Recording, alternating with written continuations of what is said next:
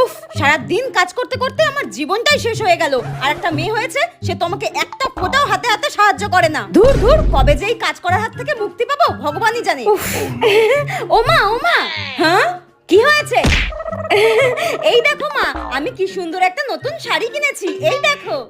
হ্যাঁ, ও এখন বড় হয়েছিস, ইনকাম করতে শিখেছিস, তাই নিজের জিনিস নিজেই কিনতে শিখে গেছিস। হ্যাঁ রে, কই মায়ের জন্য তো কোনোদিনও কিছু নিয়ে আসিস না। কোথায় এসে বলবি মা তোমার জন্য এই জিনিসটা নিয়ে এসেছি, সেটা তো কোনোদিনও করিস না। মায়ের হাতে তো কিচ্ছু দিস না কেন রে? মায়ের হাতে তো 2 টাকা দিতে পারিস।